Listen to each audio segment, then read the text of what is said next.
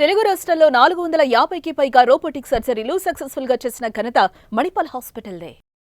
Paul గారు నమస్కారం. Thank you. ఎలా ఉన్నారు? ఎక్సలెంట్. So excellent. ఎప్పుడు ఇంత బ్రైట్గా ఉంటారు, ఎంత జాయ్ఫుల్గా ఉంటారు, అసలు చిన్న ఏదైనా జరిగినట్టు కూడా కనిపించదు మీ ఫేస్లో. ఎలా మెయింటైన్ చేస్తారు ఇన్ని సంవత్సరాల నుంచి దీన్ని? He that is in us is greater than he that is in the world. Okay. Who is inside me comes out of me. That is God Almighty. Truth, love, life and its fullness. కొన్ని సంవత్సరాల క్రితం 300 రూపాయల జీతం వస్తే చాలు నాకు అని మిల్లులలో తిరిగిన కేఏ పాల్ గారు, 10వ తరగతి కూడా పాస్ కాని కేఏ పాల్ గారు అనర్గళంగా ఇంగ్లీష్ మాట్లాడగలరు, అనర్గళంగా ఏ భాషనైనా కానీ అనువాదించగలరు, అనర్గళంగా ఎలాంటి వ్యక్తినైనా కానీ సంబోధించే అంత కెపాసిటీ దేవుడు మీకు ఎలా ఇచ్చారు? దాన్ని మీరు పుణికిపుచ్చుకున్నారా, లేకపోతే నేర్చుకోవాల్సి వచ్చిందా ఒకనొక టైంలో? అంటే ఏం చెప్తారు? ప్రతి వ్యక్తికి దేవుడు ఒక విజన్, ఒక ప్లాంట్, సీడ్ ప్లాంట్ చేస్తారు. దాన్ని మనం గ్రో చేసుకోవాలి. దేవుడు నాలో ఉన్న, నేను ఒక మోటివేషనల్ స్పీకర్గా దాదాపు 260 కోట్ల మందిని ఇన్స్పైర్ చేశాను. ఎందుకు అంటే we need 7 things for success: God, faith, prayer, vision, provision, strategy, implementation. అందుకే ఈ స్పీచ్కి 20 సంవత్సరాల క్రిందట 5 మిలియన్స్ ఇచ్చారు, ఒకసారి 1100 కోట్లు ఇచ్చారు.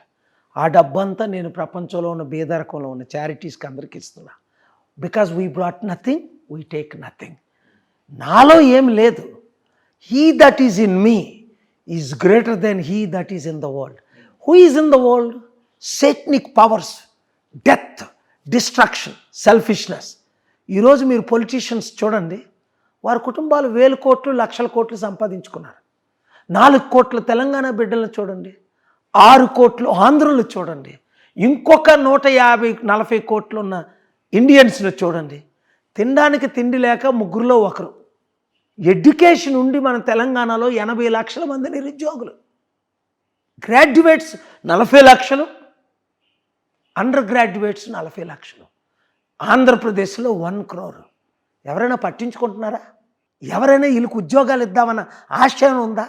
కేసీఆర్ గారు రండి సమిట్ పెడదామని 9 సంవత్సరాల నుంచి నేను ఆయన అడుగుతుంటే ఒక్క సమిట్ పెట్టరే 1,00,000 ఉద్యోగాలు వస్తాయంటే ఎంత బాధ కలుగుతుంది? ఇదే తెలంగాణ బిడ్డలు ఈరోజు ఉస్మానియా యూనివర్సిటీలో ధర్నాలు పెడుతుంటే లాఠీ ఛార్జీలు చేసి బ్లడ్ బ్లీడింగ్ అయిపోతుంది. కాకతీయ యూనివర్సిటీలో 16 యూనివర్సిటీలు పాటుపడి ఫైట్ చేస్తేనే కదా, లక్షల మంది విద్యార్థులు ఫైట్ చేస్తేనే కదా తెలంగాణను తీసుకొచ్చారు. అలాంటిది ఈరోజు తెలంగాణకి ఏముంది? 8 సంవత్సరాల క్రిందట 60,000 కోట్ల సంవత్సరానికి మిగిలింది ఆంధ్రప్రదేశ్ వెళ్ళవలసిన డబ్బు. అంటే ఈ 8.5 సంవత్సరాల్లో 5 లక్షల కోట్లు. అంటే మీ భాషలో చెప్పాలంటే ఒక కుటుంబానికి 5 లక్షల రూపాయలు చెక్ రాసి కేసీఆర్ గారు 4 కోట్ల కుటుంబాలకి పంపించాల. ఇదిగో బంగారు తెలంగాణ 5 లక్షలు తీసుకోండి అని. ఒక్కరికి 1 రూపాయి ఇవ్వలేదు సరికదా, 5 లక్షల కోట్లు తెలంగాణ మీద అప్పు చేసి ఒక్కొక్క కుటుంబానికి 5 లక్షల రూపాయలు అప్పు అయిపోయింది ఇప్పుడు. అంటే కేసీఆర్ గారి కుటుంబం 10 లక్షల రూపాయలు బాకీ ఉంది. ఇంకా మోదీ గారి గురించి చెప్పాలా? అడగవసరమే లేదు. దేశాన్నే అమ్మేశారు ఆయన. అందుకనే మన దేశం స్వాతంత్రం వచ్చి 75 సంవత్సరాలు, కాంగ్రెస్ 56 సంవత్సరాలు వెళ్ళి 56 లక్షల కోట్లు అప్పు చేశారు దేశానికి అప్పు. ఈ మోదీ గారు వచ్చి 9 సంవత్సరాలు అవ్వలేదు, 90 లక్షల కోట్లు అప్పు. అంటే ఈ దేశం నాశనం అయిపోయింది, ఎకానమీ నాశనం అయిపోయింది. శ్రీలంక అవుతుందంటారా? అయిపోతుంది. అవుతుందా కాదు, బబుల్ ఎకానమీ ఇప్పుడు. అందుకే నేను వరి అంతనా, నేనేంటంటే by God's grace I know where the money is. 100 trillion ఉందే అంటే ఒక విధంగా చెప్పాలంటే 90 లక్షల కోట్లు అప్పు అంటే ఆల్మోస్ట్ ఓవర్ $1 ట్రిలియన్ మోదీ గారు.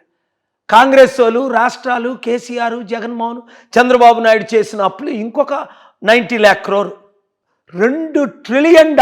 అంటే మన జీడిపి ఎంత ఉందో సంవత్సరానికి, మనకు అప్పు అంత అయిపోయింది ఇప్పుడు.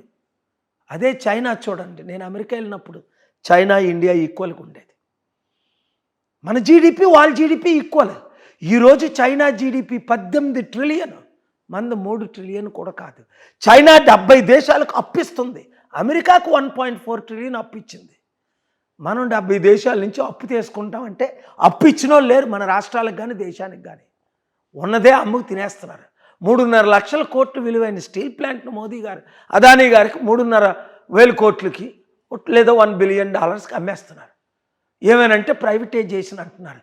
దేశాన్ని ఇప్పుడున్న రెండు పార్టీలు నాశనం చేస్తాయి. కాంగ్రెస్ పార్టీ 56 సంవత్సరాలు నాశనం చేసింది. లేకపోతే చైనా కంటే మనం ఎంత తెలివైన వాళ్ళమే. అసలు మనతో కంపారిజన్ ఉందా ఇంక దేశంలో ప్రపంచంలో ఎవరికైనా? అవును. దానికి ఎగ్జాంపుల్ నేనే. ఒక 10th ఫెయిల్ అయిన నేను, $300 ఉద్యోగం లేని నేను 200 దేశాల్లో ఈ సంవత్సరం 2022లో యుక్రెయిన్ యుద్ధం వద్దు, శాంతికి సపోర్ట్ చేయండి అంటే 197 దేశాల్లో 192 దేశాలు రష్యాకు విరుద్ధంగా నా మాట విని నిలబడ్డారు. నా హంగర్ స్ట్రైక్లో పాల్గొన్నారు.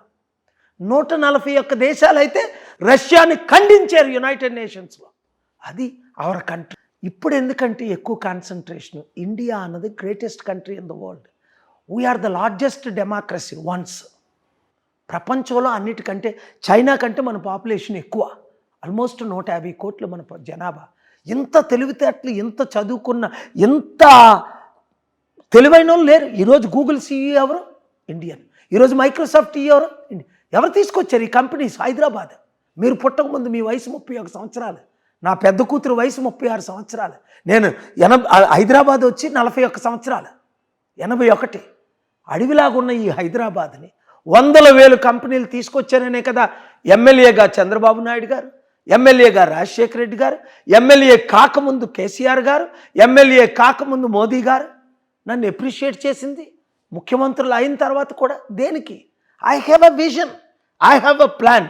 వీళ్ళు మొత్తం అన్ని పార్టీలు డిస్ట్రాయ్ చేశారు. నేను సంపాదించిన డబ్బు ప్రపంచానికి ఎందుకు పంచాను? నాకులాగే ఒక్కడు బీదలు ఉండకూడదు. 40 లక్షల మందిని ఎందుకు చదివించాను? నేను ఫెయిల్ అయినట్టే 10th ఎవరు ఫెయిల్ అవ్వకూడదు. కోట్ల మంది వితంతులు బీదలను ఎందుకు ఆదుకున్నాను? నాకు తిండి లేక 38 రోజులు మలమల ఆడిపోయాను. అలాగ ఒక్కరు కూడా తిండి లేకుండా ఉండకూడదని. ఇప్పుడు మన తెలుగు రాష్ట్రాల్లో, మన దేశంలో ఎంత దౌర్జన్య పరిస్థితి ఉంది.